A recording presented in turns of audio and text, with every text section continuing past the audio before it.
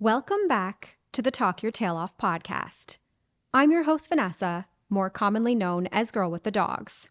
For today's episode, I'm going to be interviewing Angela, who is the owner and founder of Happy's Place Senior Rescue and Retirement Home for Dogs.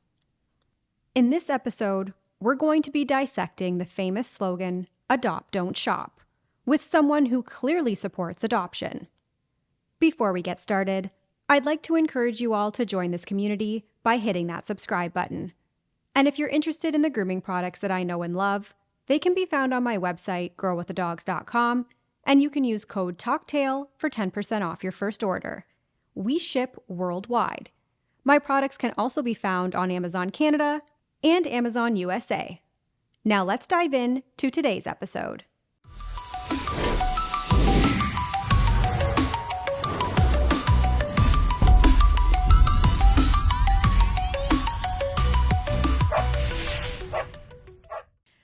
Okay, Angela, I'd love for you to tell everybody who you are, how you started your rescue, the entire story, and don't make it short. Okay, so I have always loved senior dogs. I've always had a thing for the little underdog or the odd man out.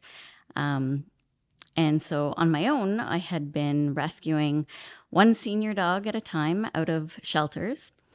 And one of those dogs I came across, and he was a little old gremlin-y looking dog. He was blind. He couldn't hear very well. He didn't do much of anything, and he actually arrived into the shelter in a Rubbermaid container and didn't even know that he could leave the Rubbermaid container. So fast forward a little bit later, we brought him home, and we named him Happy because every time that we were interacting with him, his little tail would go crazy, crazy, crazy happy. So that was the perfect name for him. And as soon as I met Happy, he kind of got the ball rolling that I thought, I really, really like this.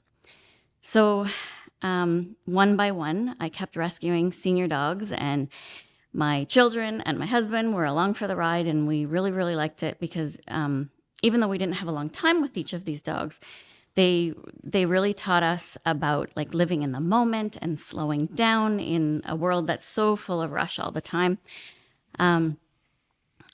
We got to see them kind of transform where they might, like Happy, where he didn't know how to do anything. And then after a while, he went to the beach with us. He enjoyed campfires with us. He went to the cottage. He learned how to run. He learned how to dig in our gardens. He did a lot of everyday dog things, and we watched him transform and really find his happy. So one day, friends and I were together sitting around, and they knew how much I loved these old dogs, but it's very expensive to bring an old dog and fix them up like this. And they said, "Well, why aren't you a rescue?" And I thought, I don't know. Why am I not a rescue? And at that time, I kind of thought that little old dogs and me, I was probably the only one that liked little old dogs. So I got home that night, though, and I filled out all the paperwork to become a Ontario registered nonprofit. And that got the ball rolling. And earlier that day, we had written down what I kind of wanted Happy's Place to look like on a crumpled up white napkin that I still have. And that was the beginning of Happy's Place. And then a couple months later, I had called around to some shelters and said, "Hey, this is what I want to do." And I got in my car and I went to 6 different shelters within about a 4-hour radius. And I, in crates, put 6 different dogs in my car, and I brought them to foster homes, and the rest is history. So your rescue is a foster-based rescue.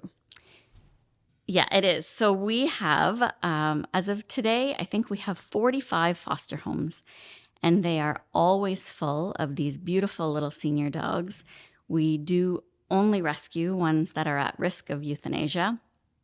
So whether that is because they're in a shelter, and shelters are really full right now, and they have nowhere to go, or maybe they have very high medical needs, so they're at risk.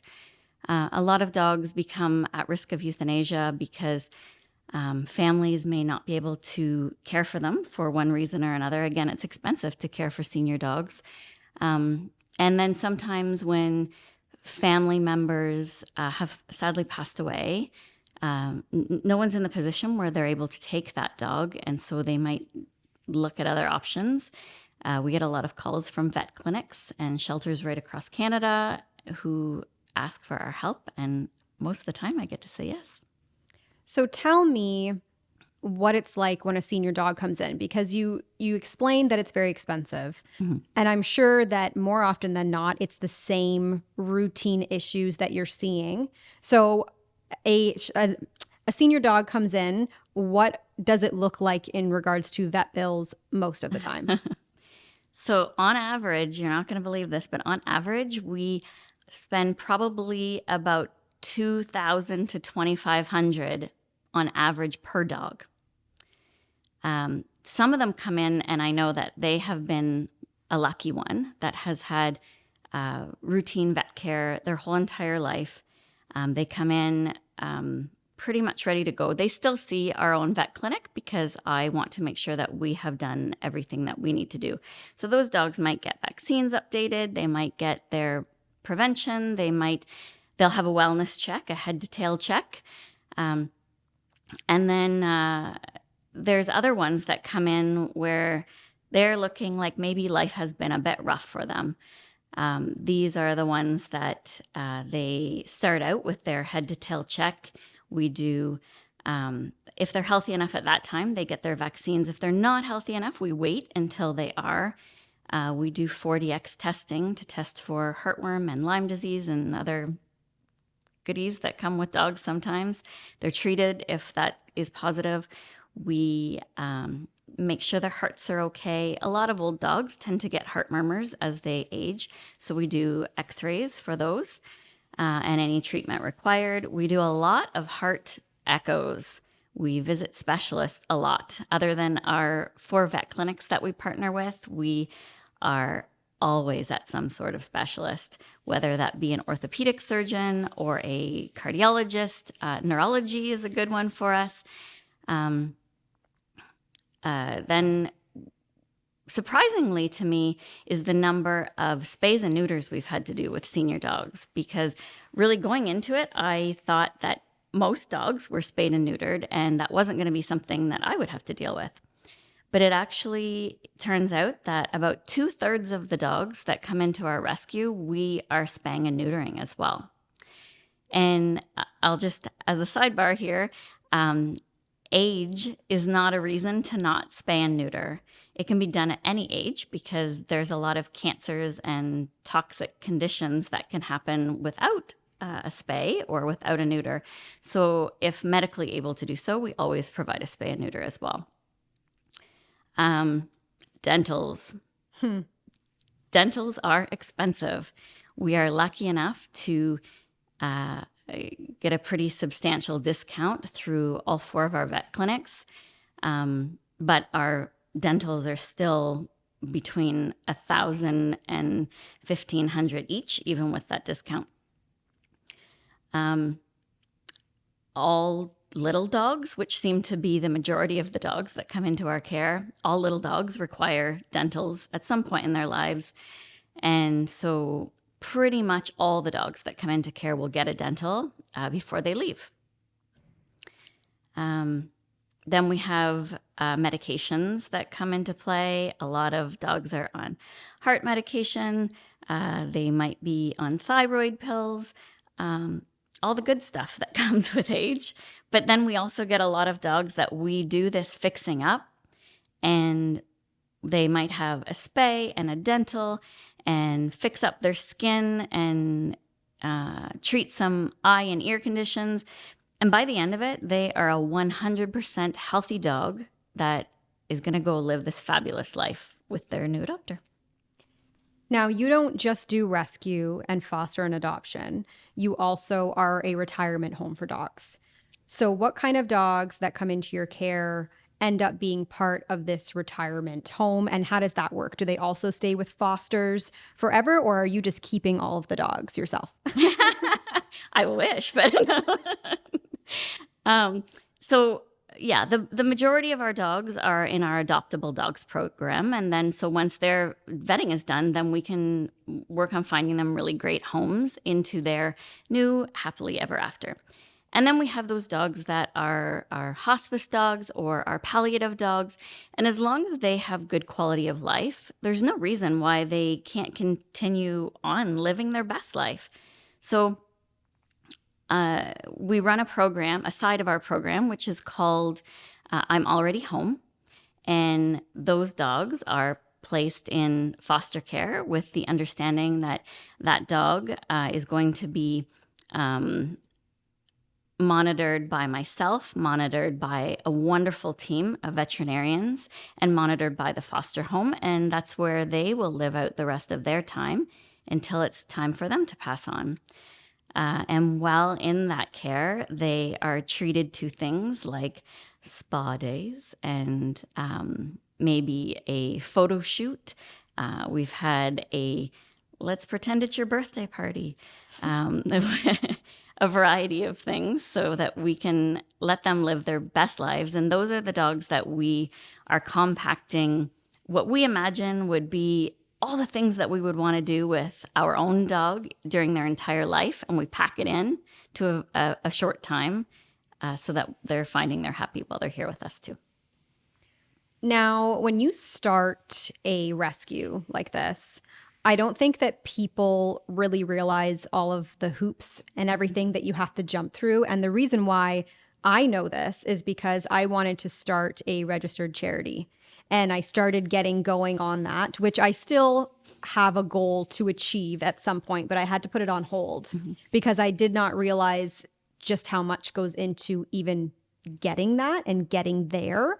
So I know that I think it's you and not somebody else, but I know that you are currently, you put in your registration to be a registered charity, correct? Yeah.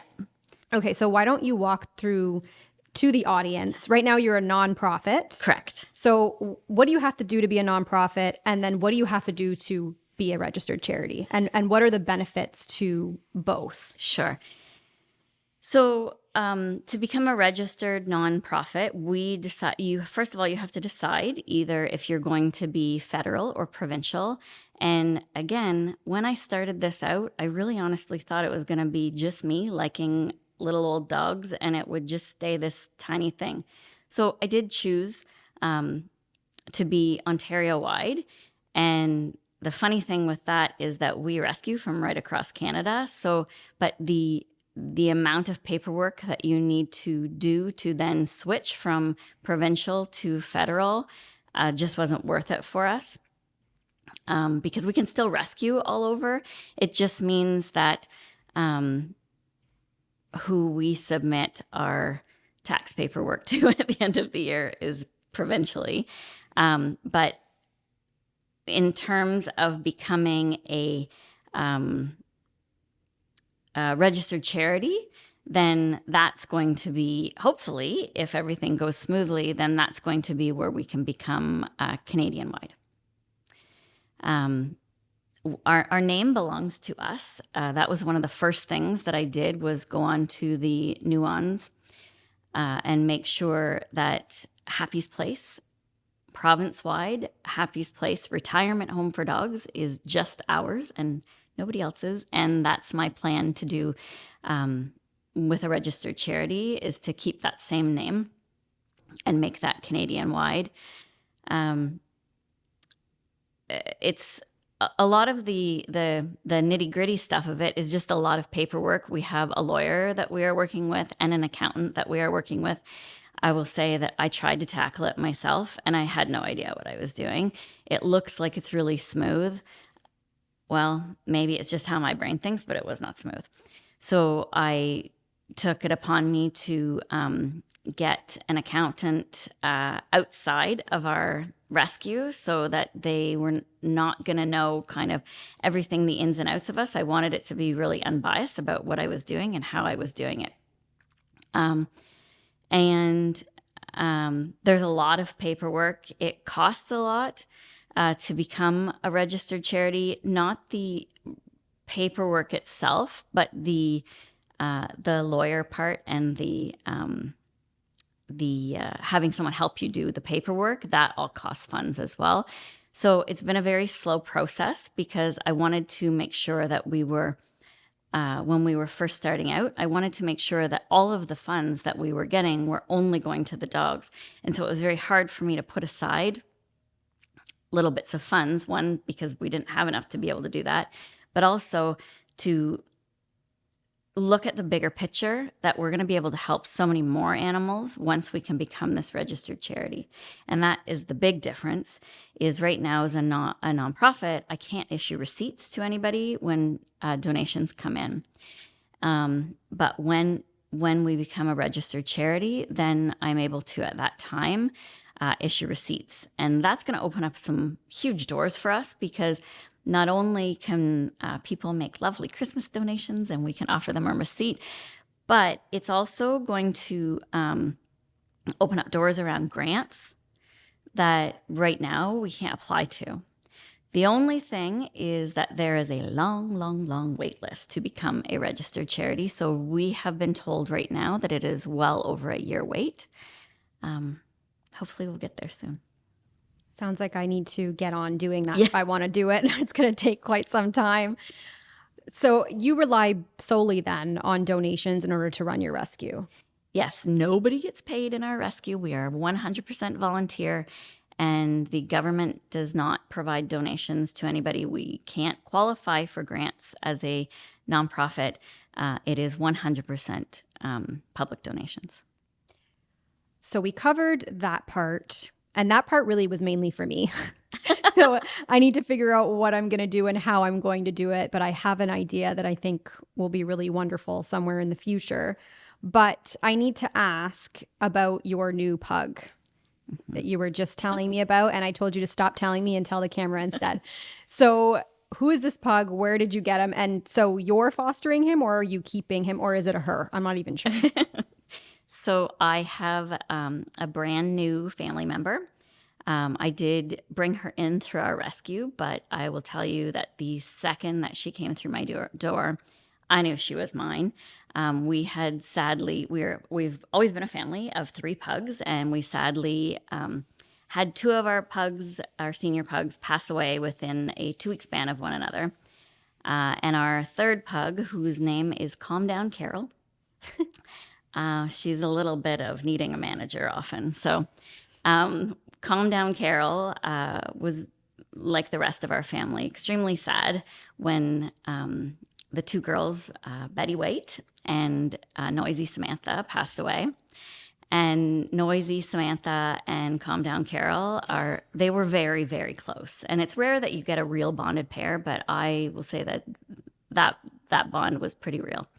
So when Samantha passed suddenly, now Carol is 15, and she has about 5% vision, and she doesn't hear very well, but she likes to yell and likes things done her way and make sure that mealtime is on time. But when Samantha passed away, we saw a whole different side to her, and I thought, oh my goodness, she's going to pass away too. And I thought that she was literally going to die of a broken heart. And she just laid in her bed and didn't do anything, and that wasn't like her. And I invested in I asked people about, like, what do you do with your animal who's really grieving? Because that, as many animals that I had lost before, I'd not had the experience where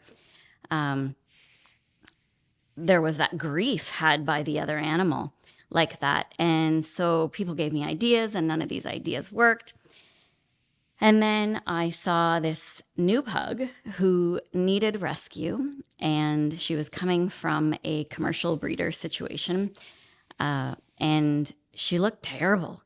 She just looked like so sad and so thin. And even though we had only lost the girls a couple weeks before that, I thought, well, I'm going to foster her. And so she walked in my door, and the second that she walked in, it was like I don't even know how to describe it. It was something really cool that happened where she went in and laid down with Carol, and Carol started licking her. And they laid in the bed together, and they needed each other. And it was really cool to watch this really neat friendship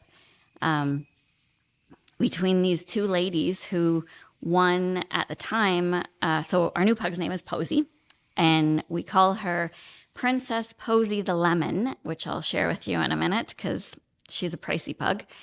But it has been really neat to watch this commercial breeder dog who had never had anything, and my old dog come back to life, both of them working together to come back to life, and they really needed each other. So Posie is home to stay. As quickly as she was in my rescue, she was out of my rescue because I've paid for all of her care on my own funds because I knew I was keeping her. So, Posie. Posie is a true lemon. In the last 7 to 8 weeks that we've had Posie in our lives, she came to us with no vetting. And she is, what I'm told, is under 100 true albino pugs in the entire world right now. And it's probably a good thing that there are so few of those around right now because she's been pricey. We have invested into her care. We're about $8,000 so far. And she has her dental coming up in another month. So we have fully vetted her. We have done a spay. We found out that she has hip dysplasia, and both of her patellas, her knees, are what is a grade 4 out of 4. So like real bad. Her kneecap on the left knee was glued to the outside of her leg with all of the tendons. So it's constant pain to walk around like that. And so 2 weeks ago, she saw a fabulous orthopedic surgeon who squeezed her in quite quickly and in agreement that this dog should not have been bred or been breeding. And for the last 2 weeks, we've been navigating through what it looks like for Posie's new world and my new world because she's not allowed to move for 8 weeks. Oh, God. And a dog that can't be confined because they've only been confined, it makes it really tricky. So I'm glad to get out today and come and do something else for a little bit. It's a lot right now, but it's going to be very, very worth it. She's very sweet. She's learning how to be a dog. She has her best friend, Carol, now.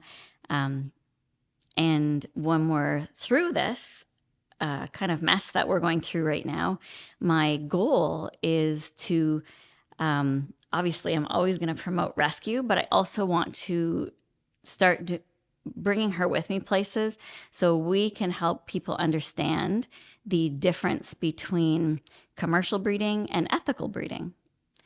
And so what people can look for if they're not choosing rescue, that they can know what to watch for so that they're not ending up with their own lemon like Posie, and instead they can choose ethical, responsible breeders.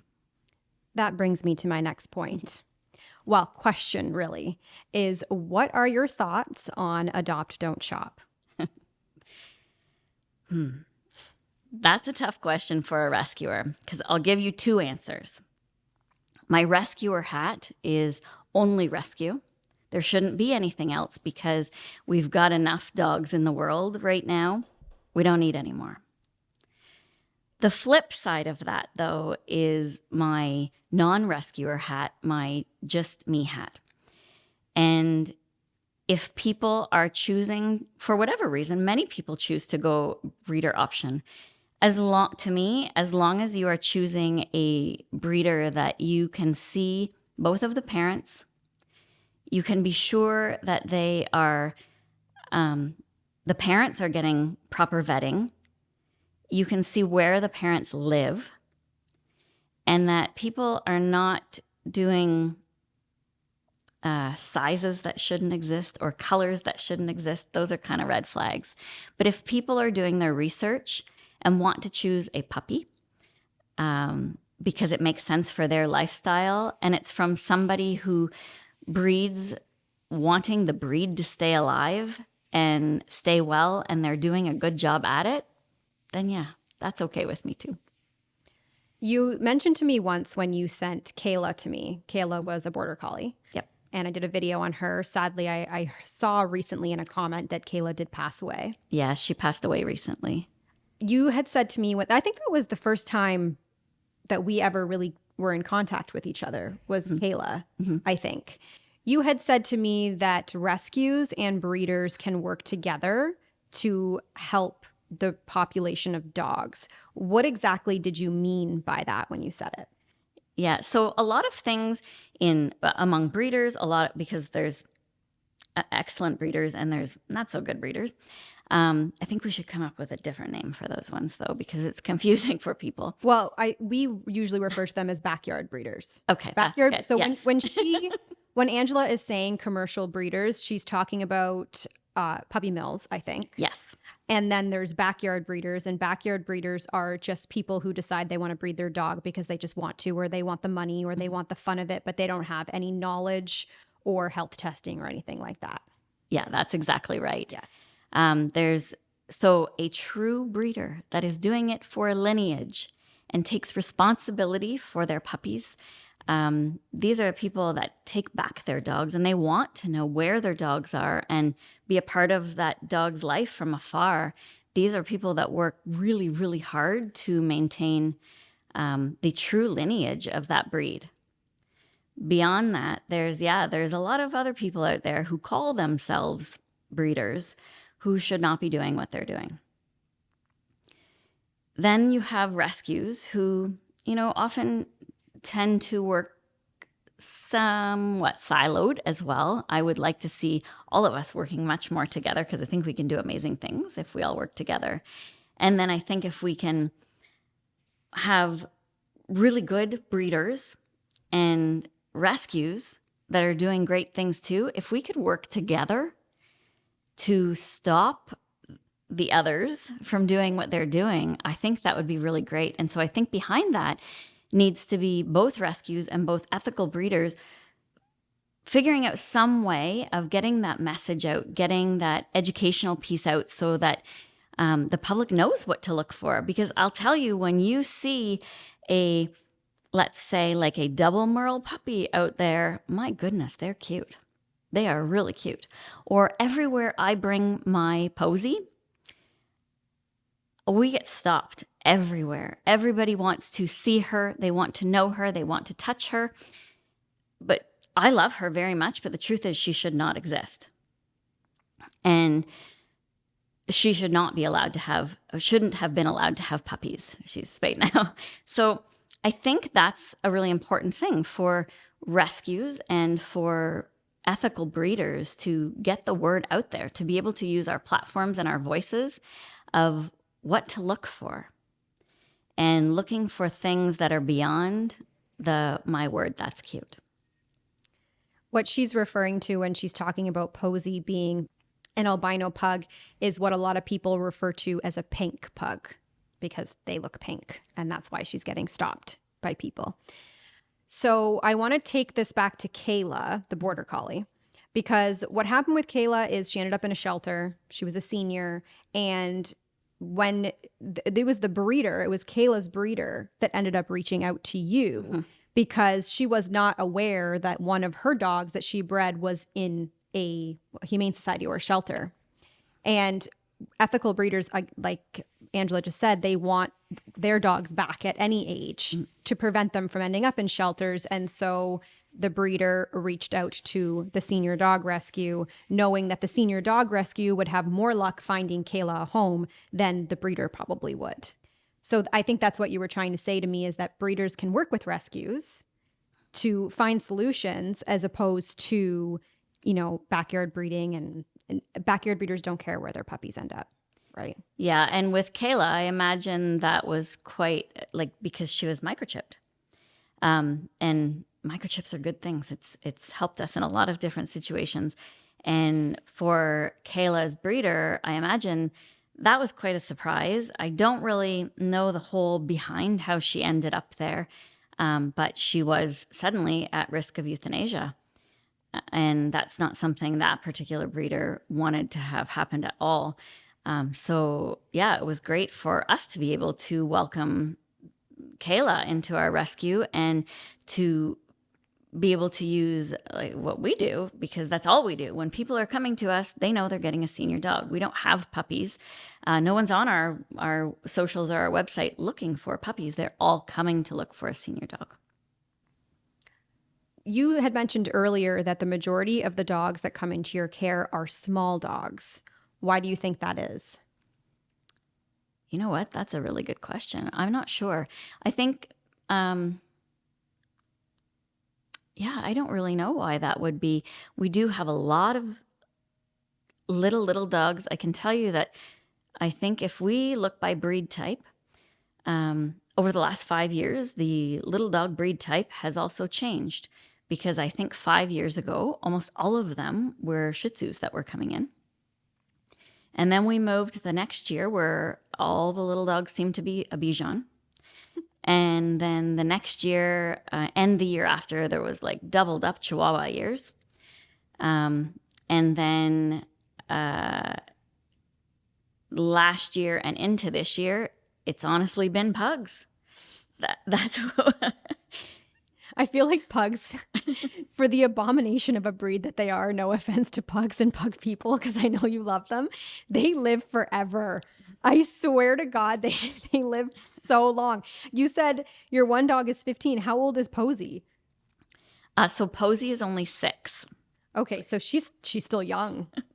Yeah, so she is. So that's where we start taking dogs, is at 6 years old.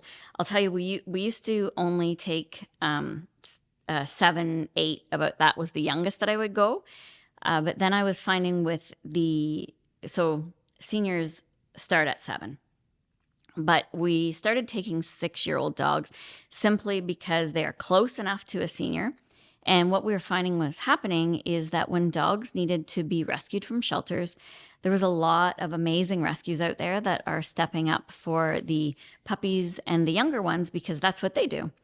And then there was us and a couple other rescues who welcome any age that were able to pull these senior dogs. But then there was nobody for the middle ones. And so I would see these 6-year-old dogs waiting, and it's tick, tick, tick, and I could not wait anymore. I needed to be that one to stand up for them too. So Happy's Place became, I guess, senior dogs -1, +1. I don't know. I think it depends on the breed too. If you have a larger dog, 6 years old is starting to look older. If you have a smaller dog, 6 years old, in my opinion, is very young. I have a 12-year-old dog right now, and when he was 6, he was like prime age, really. So I wouldn't see him as old. Are you the only senior dog rescue or in Ontario or in Canada? I've never heard of another rescue that's only for seniors. So I think we are the only one that is solely senior. I know there are some other wonderful rescues out there who do all ages, including seniors. But we are definitely, pretty sure anyways, because that's what I keep hearing from people, that we're the only full senior rescue. And I think the other piece that's different about us is that we also take not just the healthy senior dogs. I feel like I go looking for the ones that I look at and go, oh, you need a bit of fixing up. And those are the ones that put me in my own happy place. I just got one of those. I don't know if you saw me post a picture of him online. I did. Yeah. I was not supposed to keep him. He was supposed to be a foster. But yeah, I just fell in love with him, and it was because he's partially hairless, and mostly hairless, I should say. Yeah. He's a a different looking dog. I feel like that's kind of like why we've connected a bit, is because we both have this thing for that look. Yeah, that decrepit needs some assistance type look. Specifically for me when it comes to hair, because obviously that's what I do. So when I see something like that, I'm like, I have to fix it. For those of you who don't know, I held a event on July 14th of 2024 for Happy's Place, and it was a huge success. I'm actually meeting with Ironwood, where we had it after this, to talk about potentially making this a yearly thing. So I'm excited to let you know what they have to say. But why don't we talk a little bit? I know that fundraiser is still up, and I know that it still brings in, because I get notifications whenever somebody donates. So do you know what the number is today that we raised in total from the online fundraiser and what we raised that day of?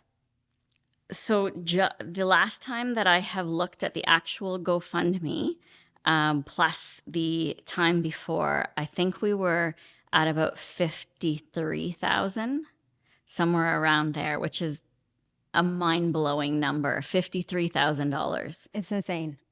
I wasn't expecting that. I really wasn't. I had held fundraisers before, and some of them got into the 20,000s, but I never expected it to exceed 50 grand. So that was like awesome. Thank you to everybody who donated and came out. But we had a lot of fun that day.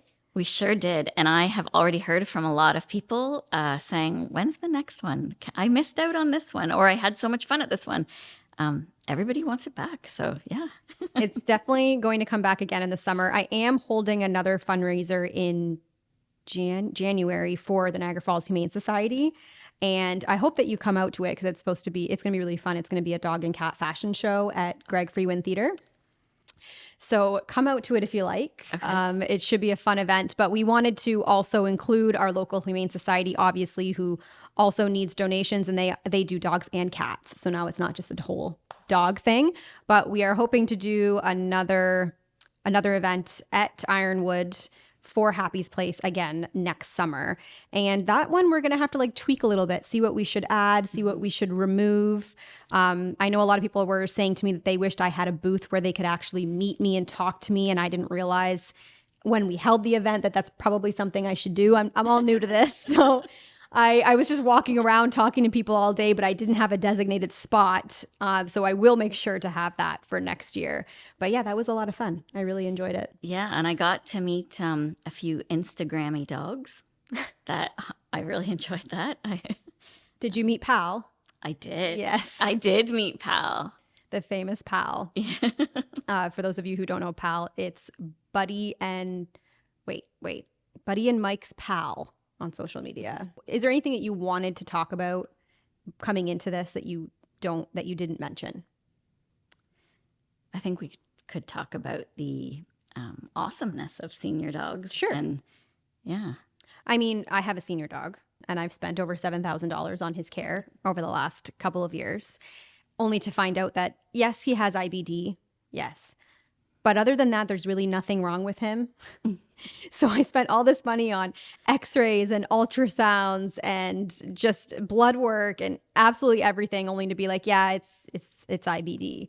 Where it's like, man, this guy, and IBD is obviously the most difficult thing to diagnose out of all of them. So of course I had to do every single test first before that final test to find out if it was IBD, because they didn't want to. He's so small. He's almost 3 pounds now, but at the time he was 2 pounds.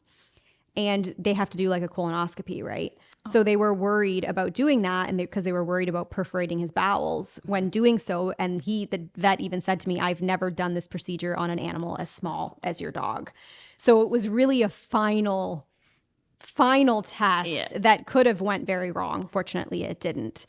But man, I've always loved that dog, but I cannot explain to you how much more I love him now that he's old. It's a whole different, and he is so damn ugly right now. Like, he is so ugly, but he is so freaking cute and stupid, and he's just the best. So like, you don't think that you don't ever want your pet to grow old. You really don't, obviously, because you know that they're coming closer to the end, but I swear to God, you love them a million times more when they get old. Yeah, there's something absolutely incredible about an old dog. My Carol gets me up today she got me up at 2:30 in the morning panic pacing and panic barking because she wanted breakfast. And there was no amount of consoling or redirecting that I could do. So she had breakfast at 2:45 this morning. And then when I really wanted to go back to bed, the rest of the world needed to start. And there was this Carol on the bed, snoring blissfully while I've got to continue my day. So, and that'll start again tomorrow. Maybe that's not something I like about old dogs, is the getting up in the night. Not all of them do. I do think that there's something incredibly special about having old dogs, being able to share our lives with them. They are really great about getting us to slow down. I know that our other recent pug that we have adopted through another rescue, we adopted a pug that we've named Olive, also a puppy mill mom. And Olive is visually impaired, and she's a pug that's kind of really loafy. Like, she's extra wrinkly, think like Shar-Pei wrinkles, but in a pug. And so she's very like do-do-do, very slow. And she's the most lovely creature you will ever meet. She just is, everything is slow about her. And at first I thought, oh, I'll just leave her at home because this is going to take a long time to bring her with me. But then I kind of think maybe that is why Olive is here, because my life is so rushed between rescue and I work full time and I have children and everything that encompasses into my world. And then I've got Olive, who is the one that calls the pace. Like, when she wants to sit in the middle of a walk, we're going to sit and we're going to wait for her. So I think that there's something really amazing about having a dog like Olive, because I can't rush when I'm with her. And it just reminds me of, you know what, I'm going to sit in the middle of this field and look at flowers around me and acknowledge clouds in the sky. And I know that sounds so cheesy and corny, but we don't get the time to do that. And so old dogs like make you do that. I would agree that now that Ace is old, and I mean, he has not slowed down. I will say that. He is still a bit of a lunatic.